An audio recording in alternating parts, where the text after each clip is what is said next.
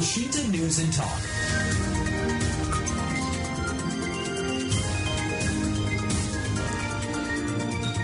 Pada 14 Juli, BMKG Maritim Tanjung Emas Semarang telah mengeluarkan peringatan dini banjir pesisir atau ROB yang berlaku pada Selasa 14 Juli 2026 untuk mengabarkan potensi banjir ROB yang dipicu oleh aktivitas pasang.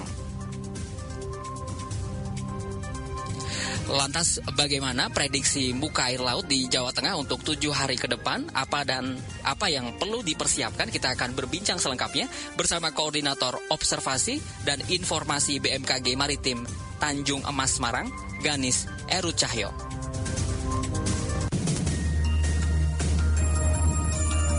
Elsinta Weather Report.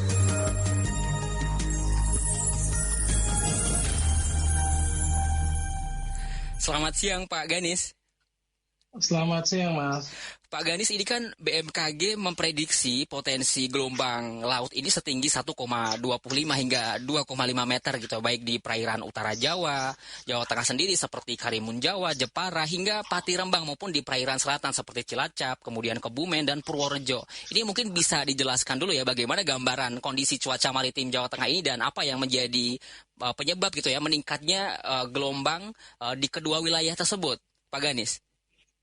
Baik, terima kasih. Berdasarkan analisa kami, adanya pola angin di wilayah perairan Karimun Jawa bagian barat dan perairan Karimun Jawa bagian timur, serta di perairan Pekalongan hingga Kendal, yang dominan bergerak dari timur laut hingga tenggara dengan kecepatan berkisar antara 2 hingga 20 knot, berpotensi meningkatkan peluang terjadinya gelombang tinggi di beberapa perairan di Laut Jawa, utamanya untuk wilayah perairan Kepulauan Karimun bagian barat dan perairan Kepulauan Karimun bagian timur. Demikian, Mas. Baik, ini untuk karakteristik sendiri, apakah karakteristik gelombang di Laut Jawa dan Samudra Hindia saat ini memiliki perbedaan yang cukup signifikan, Pak Ganis? Ya, memang untuk karakteristik gelombang di Laut Jawa dengan Samudra Hindia jelas berbeda, di mana untuk wilayah Samudra Hindia cenderung memang gelombangnya relatif lebih tinggi dibandingkan dengan di Laut Jawa. Hal ini tentunya berkaitan dengan posisinya, di mana untuk di wilayah Samudra Hindia itu memang lepas, tidak ada yang menghalangi. Sementara untuk wilayah Laut Jawa itu kita lihat bahwa di sebelah utara kita ada Kepulauan Kalimantan yang tentunya Laut Jawa ini diapit oleh 2 pulau, yaitu dari Pulau Jawa dan Pulau Kalimantan, yang tentunya ini berpengaruh terhadap pola dari gelombang itu sendiri. Demikian, Mas. Pak Ganis, ini wilayah mana saja Pak yang memiliki tingkat resiko lebih tinggi ya bagi aktivitas pelayaran maupun nelayan sendiri, Pak Ganis? Ya, memang untuk kita bicara di pantai utara Jawa Tengah, memang untuk saat ini secara umum kondisi gelombangnya masuk di kategori rendah, berkisar antara 0,5 hingga 1,25 meter di wilayah pesisir utara Jawa Tengah, mulai dari Pekalongan hingga Pati Rembang. Ini sedangkan untuk di perairan Kepulauan Karimun Jawa, kategori sedang berkisar antara 1,25 hingga 2,5 meter. Tentunya untuk aktivitas nelayan-nelayan itu cenderung lebih aman untuk wilayah di sekitar pesisir utara Jawa Tengah. Tidak sampai ke arah lebih ke tengah lagi. Jadi hanya memang kami sarankan untuk nelayan-nelayan dalam menangkap ikan saat ini difokuskan untuk tidak terlalu ke tengah. Demikian, Mas. Hmm. Pak Gadis mungkin bisa juga disinggung terkait prediksi muka air laut ya di Jawa Tengah sendiri untuk 7 hari ke depan ya, untuk khususnya untuk aktivitas pelayaran juga seperti nelayan juga, Pak Gadis. Ya, memang untuk prediksi tinggi muka air laut untuk beberapa hari ke depan, memang masih ada potensi banjir pesisir atau ROT di wilayah pesisir utara Jawa Tengah, tetapi untuk ketinggiannya tidak setinggi beberapa hari yang lalu, dikarenakan memang posisi saat ini berdasarkan prediksi kami untuk ketinggian pasang berkisar antara 0,9 atau 0,9 hingga 1,0 meter, 1 meter. Hal ini memang tidak setinggi di bulan Mei dan Juni kemarin. Tapi tetap perlu diwaspadai untuk nelayan maupun masyarakat yang notabene berdomisili di pesisir utara Jawa Tengah. Demikian. Untuk yang di pesisir selatan seperti kemudian di Cilacap, Kebumen, Purworejo ini bagaimana Pak Ganis? Ya, untuk di wilayah pesisir selatan memang potensi pasang masih ada, tetapi tidak sebesar di utara, karena sebagaimana kita tahu karakteristik dari pantai di selatan dengan di utara berbeda, di mana kalau yang di utara pantainya cenderung landai, sedangkan untuk di selatan pantainya banyak terdapat palung-palung di dalam laut, sehingga apabila ada pasang, maka efek yang ditimbulkan tidak sebesar kalau di utara Jawa Tengah. Tentunya meskipun di selatan itu masih ada potensi pasang, tetapi efeknya tidak sebesar kalau terjadi di utara. Demikian. Baik. Pak Ganis, ini kan kalau kita melihat data dari BMKG, ini kan menyebut pola angin yang bertiup dari timur hingga tenggara, ini kan dengan kecepatan yang mencapai 20 knot gitu ya. Ini seberapa besar sih pengaruh arah dan kecepatan angin ini terhadap terbentuknya tinggi gelombang di perairan Jawa Tengah sendiri, Pak Ganis? Iya. Perlu diketahui bahwa salah satu pemicu terjadinya gelombang itu adalah di kecepatan angin. Apabila kecepatan angin cukup kencang, maka itu akan meningkatkan potensi terjadinya peningkatan tinggi gelombang.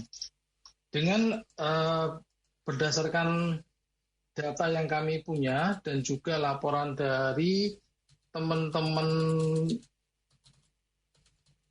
dari kapal-kapal yang selama ini berlayar di Laut Jawa, manakala kecepatan angin sudah ada peningkatan di atas 15 knot, biasanya untuk tinggi gelombang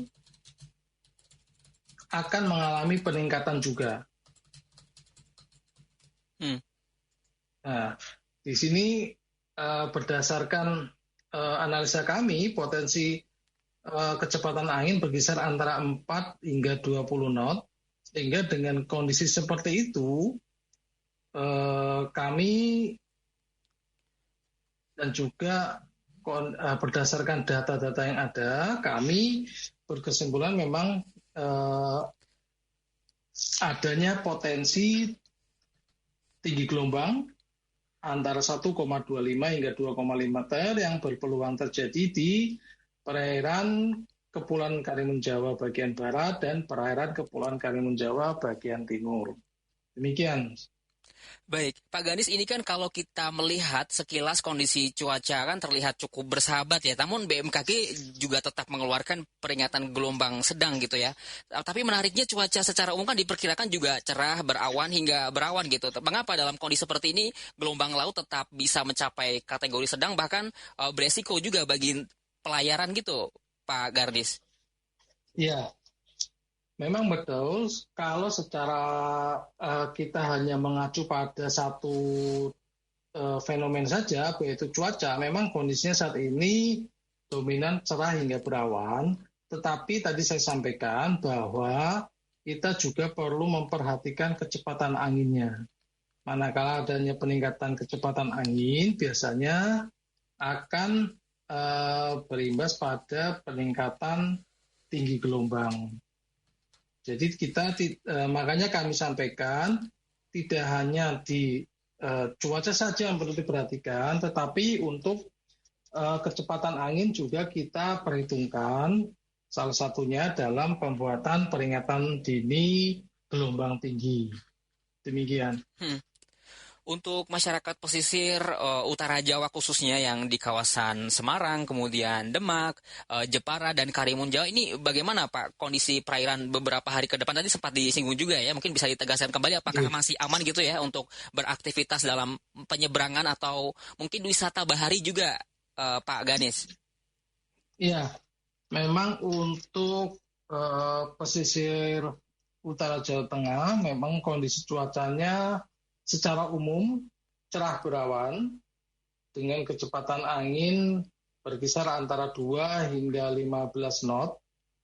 Tentunya ini sangat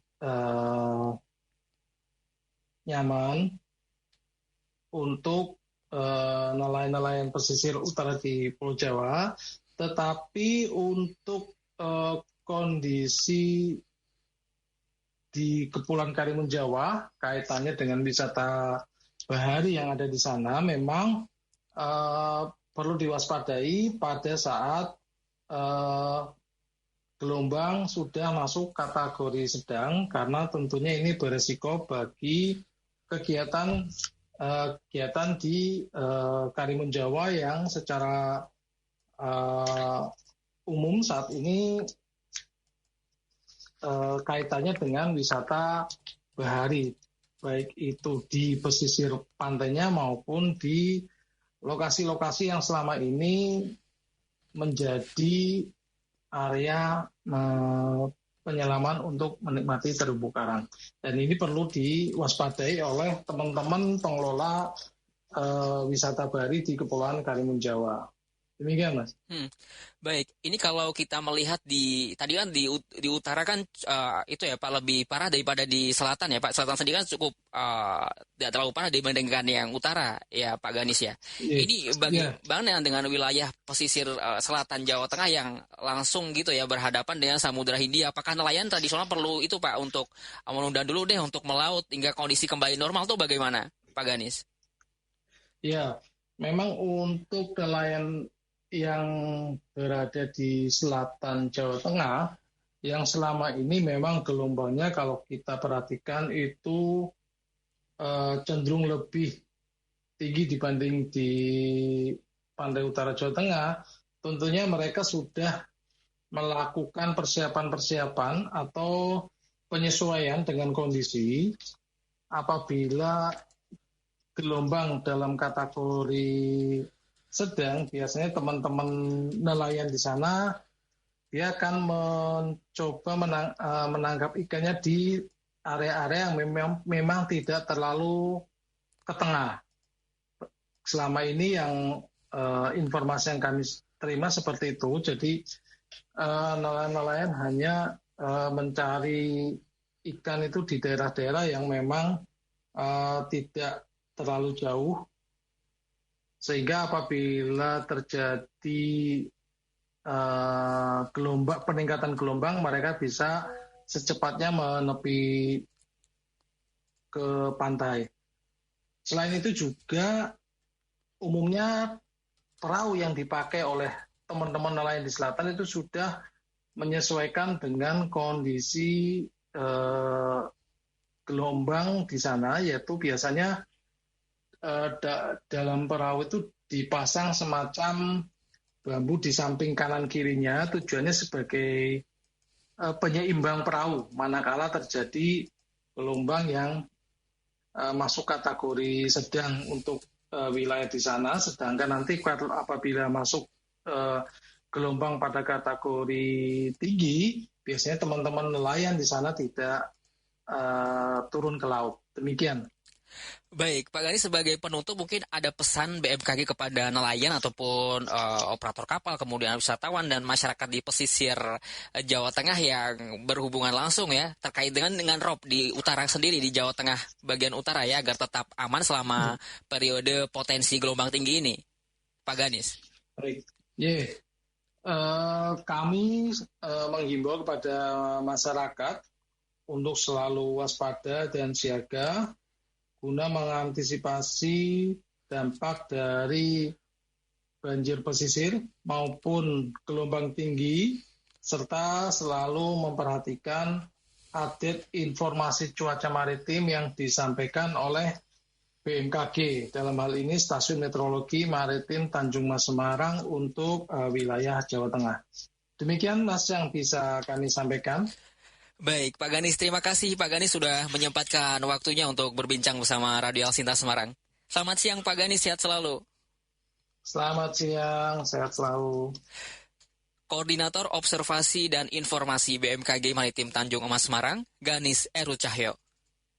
Al Sinta Semarang News and Talk.